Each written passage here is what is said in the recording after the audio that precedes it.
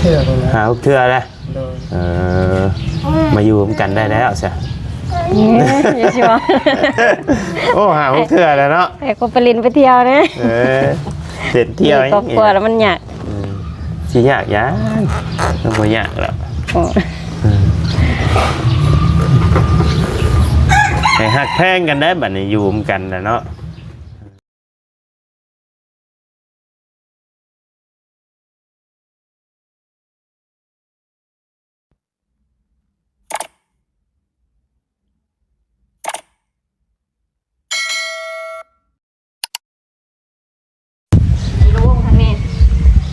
กินสร้างสรรค์นิดหน่อยนี่นะอยู่เฮือนข่อยกะว่าสิสูตรไอ้เฮือนสูตรอย่างเยอะมันช่วยปีนี้แกหาอย่างกระบุขึ้นบุเกินนี่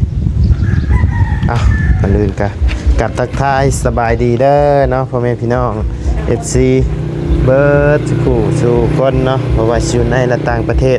ก็ยินดีต้อนรับเข้าสู่ช่องอะไรคือเก่าเล่นขี่ได้เช้าดีเนาะปีใหม่ต้องเล่นกี่ก่อนไว้ขวดเอาใส่เป็นก้อนเด้อบ่ได้บ่ว่ามีขี้เปียกมั้งไทยแลนด์เขาในเฮือนกินนี่ว้าวมาอยู่อำเลยบ่บัดนี้มาเป็นลินวัดมานี่ไงนะเป็นเล่นไปเด่นเลยหีบแน่นๆเด้อตกสิขี้เอ้ได้แล้ววะได้แล้วอ๋อสิพากันไปเด่นวัดมหาโชคเลยโอ้ยพ้นมื้ออื่นมื้อฮื้อพุ่นม่วนมื้อนี้ยังบ่มีหยังหรอกโอ้สิไปไหว้พระนั่นแหละไปไหว้พระขอพรไปไหว้พระขอพรเลยขี่ก่อนบ่ลินน้ำบ่ยังบ่ได้ไปดอกมื้อนี้มีเวียกอยู่เฮือนอยู่สิเฮ็ดอันสูตรอีหยังอยู่ในเฮือนอีหยังอยู่เลยปีใหม่ด่างแนวสิ่งบ่ดีออกก่อนมีแต่คนเจ็บคนเป็นอยู่เฮือนใช่พ่อเจ้านะฮะใช่พ่อเจ้านะที่ใช้พ่อเจ้านะไปเอิ้นพ่อเจ้าออกมาไปเอิ้นพ่อออกมาไปหดขี่แบบนี้หดขี่กันทุจ้าดูทุจ้าไปทุจ้าไปทุจ้าปลาลุงไว้ทุจ้าดีๆไป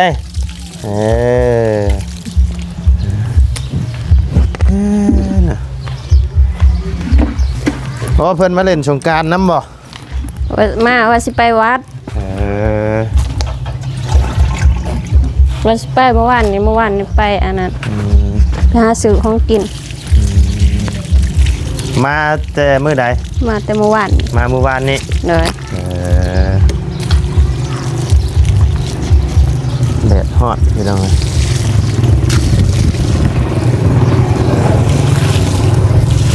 ถ้าอันเนี่ยพ่อเพิ่นมาสูตรอยู่เฮือนสูตรมื้อนี้บ่แม่นจังหน่อยนี่แหละบ่ให้ไปนำบ่ไปก็ไปล่ะ จะว่างอยู่บ่ล่ะยังบ่ทันได้ล้างหน้ากันยังโดนเติบอยู่ได้ด่ะเลยใช้ผู้บ่าวนะออกเบิ่งหน้าดีกว่ามาเว้ามาล้มน้ำหน้าใช่น่ะชื่อยังผู้บ่าวนะคนเก่าหั่นแหละคนเก่าอยู่แต่ข่อยยังบ่ฮู้ชื่อว้าเอ้าแท้ไดชื่อคือลูกชายข่อยหั่นแหละฮะชื่ออันเดียวกันกับลูกชายข่อยชื่ออันเดียวกับลูกชายเลยเจ้าชื่อยังเจ้าใส่กุ๊กฮะได้ใส่ละเจ้าชื่อยังเจ้าชื่อชายกุ๊กบ่ชื่อสีใช่บ่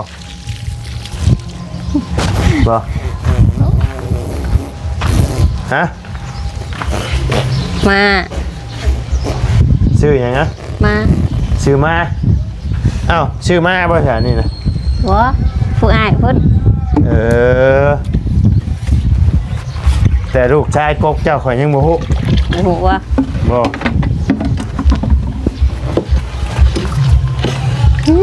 หมิ่นขี่เด้สแตลเว้ย พอกันบ่ ได้หรอพี่ เอาพอกันเย็นไวๆเลย สบายดีใช้โอ้คือกันเนาะลูกก็พอเนาะ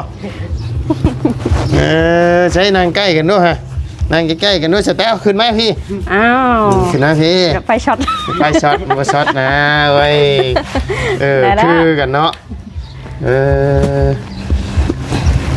ไปนั่งใกล้พ่อเจ้าดูไป มาแต่บ้านนี่บอกเฮ็ดเบี้ยเฮ็ดงานยังอยู่บ้านเฮ็ดทางบอกโอ้เฮ็ดทางอันนี้บอกเฮ็ดทางอันนี้เขานี่บอกเงินเดือนเท่าไหร่3 ล้าน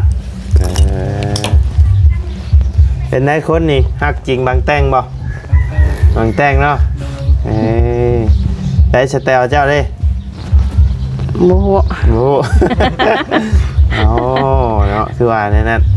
15ผู้ชายไปเด่นใช้มันนี่ไปเด่นบัดเคยไปแล้วบ่ดงดิงดงเมือง บ่เคย บ่เคยไปดงเมือง บ่จักทางไป สุยผู้ม่วนมื้อเอิ้นข่อยสิไปเยอะ ไปบ่ปุ๊บบ่จอดบ่เอิ้น มื้อเอิ้นผู้ใดแม่นมื้อนี้นะมื้อ ยันคำเมื่อมื้อนี้บ่จัก มื้อนี้บ่ ยังดอกเล่นแถวบ้าน อยู่ก่อน ไปเด้อ ฮะ พาไปนี่เด้อ ได้ เพิ่น มื้อนี้บ่ไปเด้อมื้อนี้ ไปวัดบ่ บ่ไปมื้อนี้ วัดก็บ่ไป บ่ไปเพราะว่ามีเวียกอยู่เฮือน เหนื่อย สิสูตรเฮือนอยู่ นี่แหละให้เพิ่นไปซอยแหละมีเวียกมีหยัง อ๋อมีสูตรธรรมดาซื่อๆบ่ได้เฮ็ดกับข้าวกับน้ำล่ะแบบอาจารย์เพิ่นมาแหละมุนเพิ่นไปสูตรรดน้ำอีหยังให้ในเฮือนไอ้สะเลาะอีหยังแนวบ่ดีแนวบ่ดีออกเชื่อบ่ได้เฮ็ดหยังแล้วกี่ว่าสิล้างเฮือนก็บ่ได้ล้างหรอกปีหน้าพุ่นน่ะ ทางนั้นไปละ ไผ เมื่อวานเมีย ไผอ๋อ ป่า เมื่อวานเมียคือกันเนาะเอาแท้ได้นี่ครบได้จักเดือนเลย ตั้งแต่วันที่1 เดือน 11 โดนเติบเลยเนาะฮอดแล้วบ่6 เดือน โมโหบ่ได้ไล่เบิ่ง เอ้าเดี๋ยวนี้ก็เดือน5เด้เดือน4เดือน5เด้เนาะ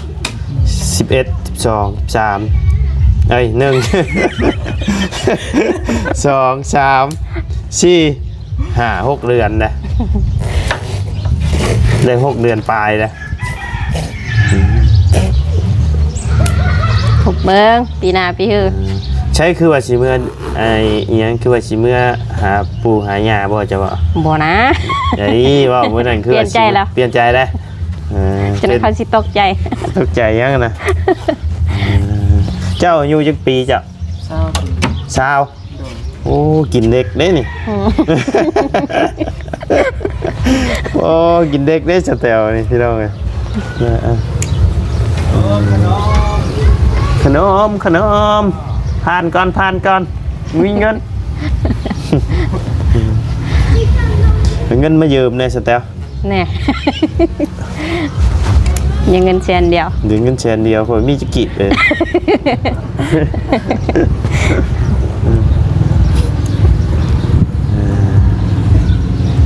คือว่าสิเมื่อเยี่ยมปู่เยี่ยมย่าเยอะผู้บ่าวผู้พาเมื่อบ่ บ่อยากเมื่อ ตกลงผู้บ่าวหรือผัวจะได้เอิ้นถึกนี่ ว้าว ผู้บ่าวบ่ยังผู้บ่าวอยู่เนาะ เลย คบหาดูใจกันอยู่เนาะ เบิ่งแจนก่อน บ่พาว บ่พร้าวเนาะ บ่รีบ เจ้าซื้อ เข้ามา คำมา เข้ามา ฮะ สื่อเข้ามา เท่ามาชื่อมาเนาะโอเคมาพี่เสร็จแล้ว แกไม่รอดแน่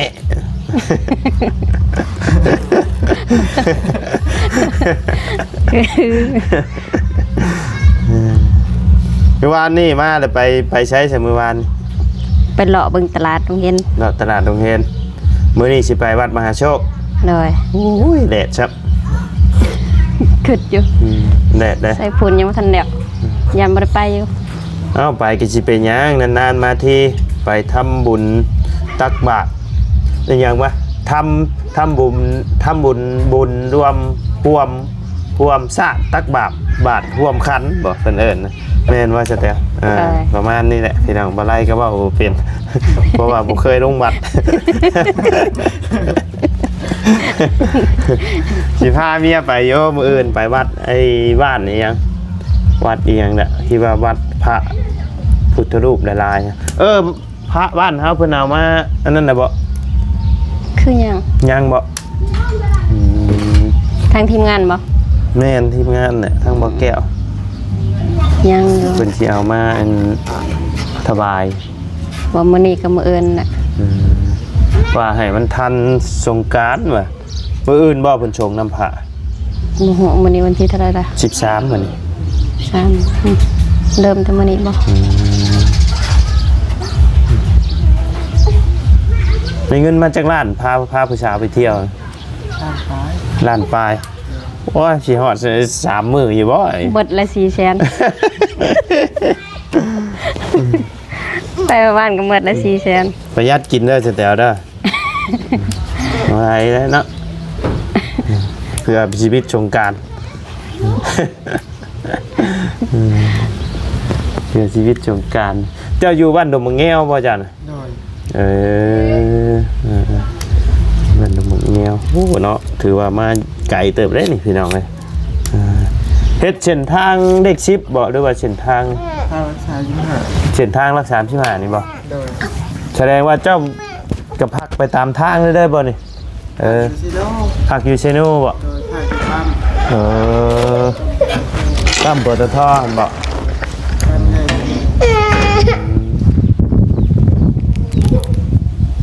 ทีเดียวว่าจุดเฮาเฮ็ดเวียกหม่องใดแล้วเฮาก็พักนอนหม่องนั้นเด้บ่แม่นเนาะ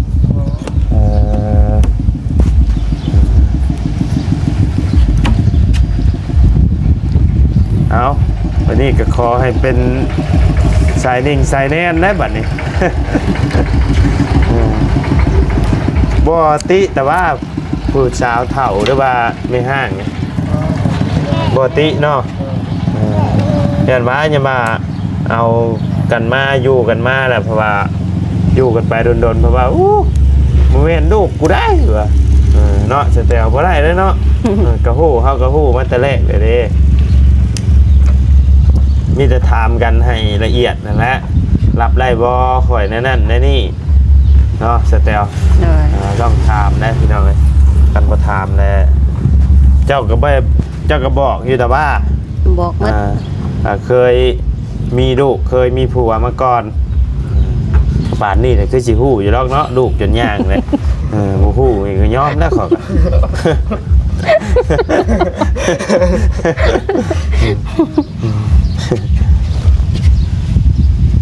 นับได้ทุกอย่างเนาะ โดย นะเฮือนชานกับเพิ่นก็ผู้ใหญ่ผู้รักผู้ใหญ่เพิ่นก็เฮ็ดให้ได้ให้ทั่วแล้วมีแต่อยากได้อย่างนี้กับพากันสร้างกันหาเอาเนาะ โดย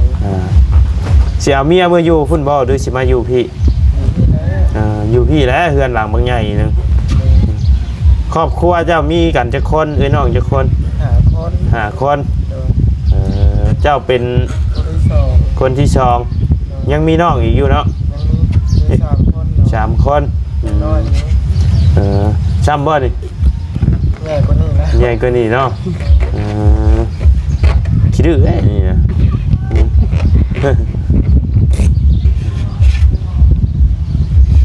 พ่อกับแม่จะสิพาไปตากแดดเด้อมื้อนี้เด้อ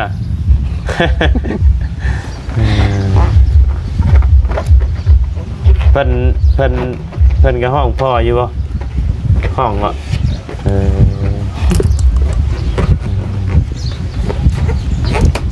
มาก็ได้อุ้มอยู่บ่ดุ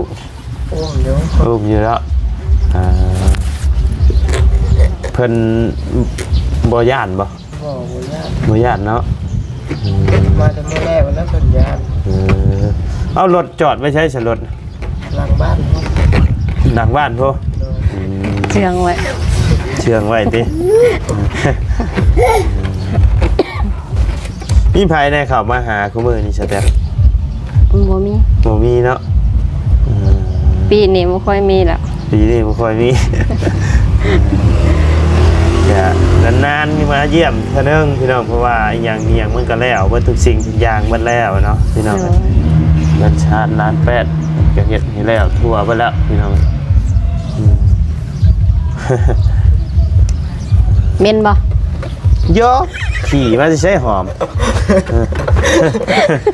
เนาะ บ่เปลี่ยนวันนังบ่ ได้แล้วใครอยู่ขี่งวนขี่คนบ่ไหวเนี่ย ลมมาทางนี้จ้ะ ได้อยู่จนเป็นวัดจนบ่ฮู้จักอยู่ฮู้กินได้ตอน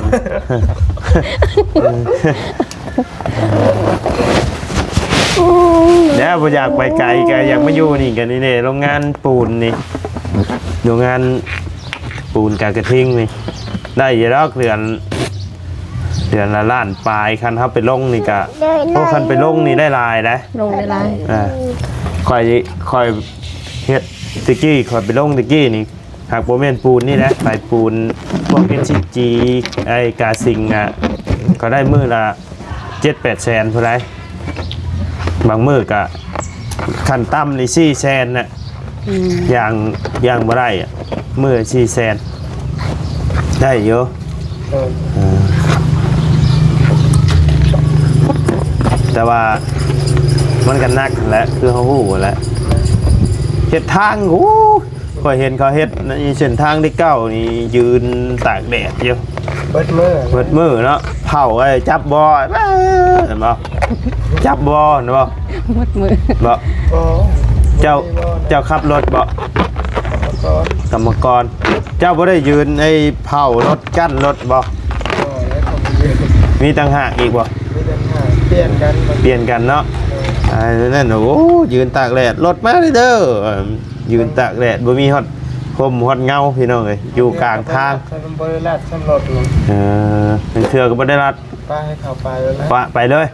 มันบ่ชนมันบ่ต่ำกันบ่ใช่ เลยมันก็สิมีแล้วหมด คือจังว่ามาพรมแรงนี่อยู่โค้งอันเดยหม่องเขาคายเครื่องคือว่ารถต่ำกันรถจักรกับรถจักร เมื่อวานบ่ เมื่อวาน เมื่อวานสำเร็จเขามาแล้วตลาด จักตายจักยังพี่น้องเห็นแต่คนจอดเบ้ากันแชวอยู่ว่าไรมาวานหาสิลงมาวานนี่ข่อยก็ฮอดจนค่ำจนมืดมาจะมือเว้นบ่ไหวมันฮอดอีโตนรถ มันแดดแห้งใครอยู่เชโนนี่เนาะคิดว่าอยู่พวกบ้านนั่นคิดว่าอยู่บ้านดงมะเงียวมาผักอยู่เชโนเนาะ เดี๋ยวนี้เพิ่นมาเฮือนมาแล้วผักสุการผักที่ไม่ ผักเบิดเนาะ ผักเบิด เปิดเบียกเพื่อได้จังสีไปเนาะ ยึดปีใหม่มาตอนสุการ หลังสงกรานต์จังสีข่าวสู่เบียกสู่งานต่อ โดย เอาสเตลนี่ไปหนึ่งข่าวหนึ่งน้ำให้กินข่าวน้ำเพิ่นเดี่ยงบ่ เลี้ยง โอ้เงินเดือน3 ล้าน โดย ทุกวันที่1นี่ออกเลยบ่ วันที่10 ทุกวันที่10 โดย สมมุติว่าค่อยเข้าเฮ็ดเบียกมื้อนี้วันที่13เนาะกับมื้อวันที่13ออกบ่ออกบ่ได้ตรงกันบ่ บ่ตรง แต่ละคนน่ะ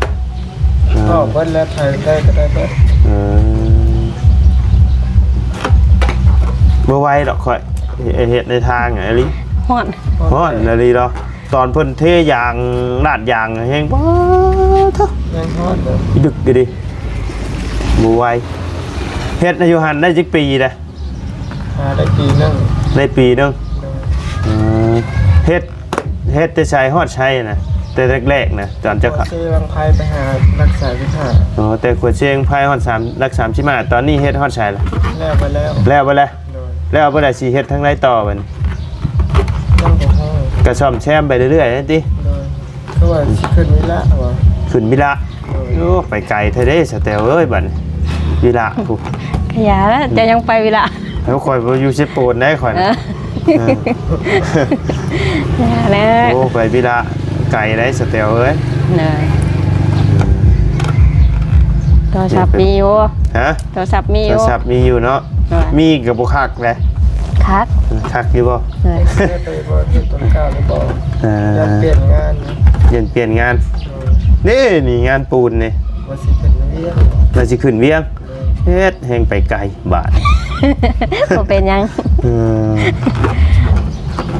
สเตลไปนำบ่ บ่แล้ว ถ่ายอยู่เพื่อนนี่เลย ถ่ายอยู่เฮือน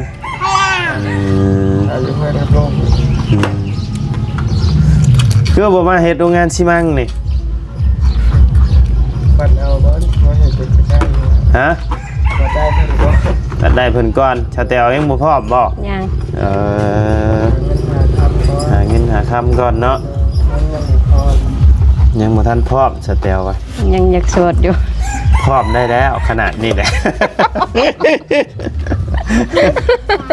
มาถึงขนาดนี้แหละพร้อมได้แล้ว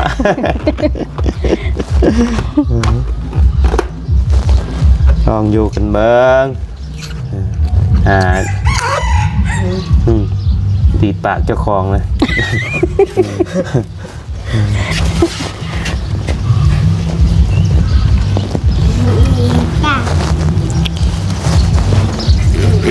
บ่ได้เจ้าบ่ได้สูบยาบ่ได้กินเหล้าบ่กินยังไงกินยังไง ได้ข้าวอ่ะ กินแต่ข้าว เบียร์ได้กินได้บ่ กินอยู่กับเมีย เบียร์กินอยู่เนาะบางคนก็คือสิบ่อันเด่นดอกพี่น้องเอ้ยบางคนก็จากแล้วเนาะเบิ่งบ่ออกก็มีได้พี่น้องเอ้ย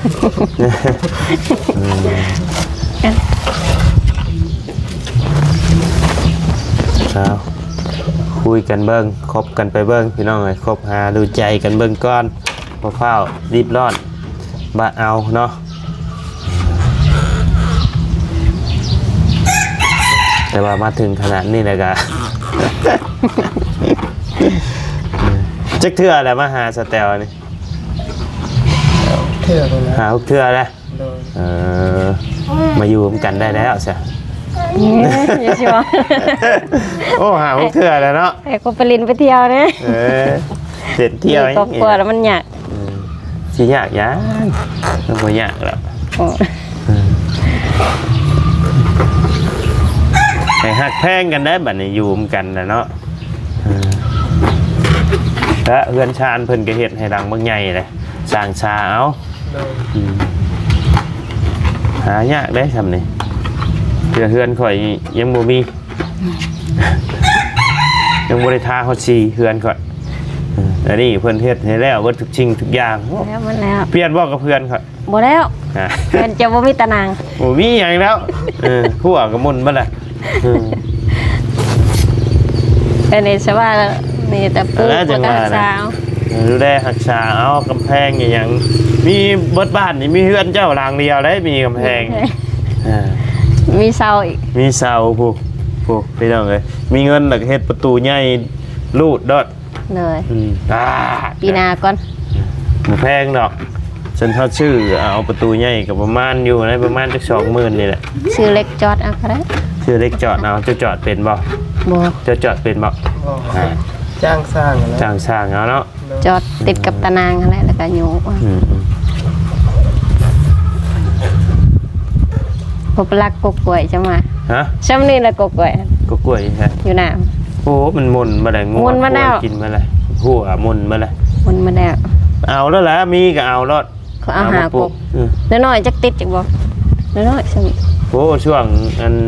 เดือน ช่วงเกี่ยวข้าวตัวนั้น บ่ ได้ ช่วงไอ้เดือน5จังหน่อยช่างปลูก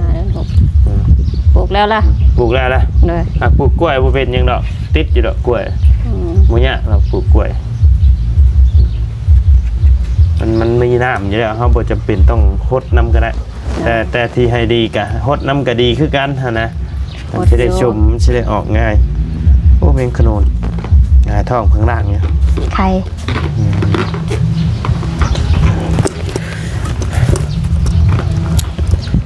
ว่างๆกับพุ่นละเข้าไปหาเด่นอยู่เฮือนก็ได้ โดย บ บ่ได้ไปข้างในหรอกมื้อนี้อยู่เพื่อนเมื่อเบิ่งก่อนเพิ่นมาแล้วประจักษ์เขาก็เสียงเพลงก็มาแล้วพี่น้องเอ้ย ไปครับสำหรับคลิปนี้ก็ล่ำลาเด้อพี่น้องเด้อพบเจอกันคลิปหน้าเนาะได้ข่าวว่าสแตลเพิ่นพาผู้บ่าวมาเด่นอยู่เฮือนเนาะก็เลยมาเยี่ยมมายามเบิ่งพี่น้องเอ้ยบ่เคยเห็นจักเทื่อบ่ไรกับพี่น้องเอ้ยหอมเลยหอมแก้มให้เบิ่งดีกว่า บ่แล้ว เอ้าบ่เฮาก็ต้องไอ้แสดงความรักต่อกันนี่หอมแก้มบ่ได้บ่ บ่ บ่ได้บ่เอออายบ่ ยังบ่ทันฮอด ยังบ่ทันฮอด ปีหน้าปีฮือพุ่นน่ะ แสดงว่ามานี่นอนคนละหม่องบ่เจ้าอยู่ตัวข่อย แต่ก็เบิ่งน่ะบ่นอน อ๋อเจ้าสิมาหาตัวข่อยเป็นไปบ่ได้แล้วข่อยผู้หนึงแหละที่สิอดบ่ได้ข่อยอืมข่อยผู้หนึงนั่นแหละป้าผู้หญิงกับผู้ชายมาผู้ชายบ่าวกับผู้สาวมาหากันนอนคนละหม่องบ่ได้หรอกข่อยพกจำเลยกระมุนเขาแล้วข่อย แม่นบ่ อ้าวแท้นะเอาบ่ แล้วว่าเนี่ย บับบ่วงเอาบ่ บวกมาซะเมื่อเบิ่งเฮือนก่อนสบายดีเด้อเนาะเดี๋ยวไปพี่น้องเอ้ยสำหรับคลิปนี้ก็ล่ำลาเลยเด้อพี่น้องเด้อพบเจอกันคลิปหน้าเนาะเราอยากได้ผักบ่วงบ่เอาให้เราได้ฮะพี่น้องเอ้ย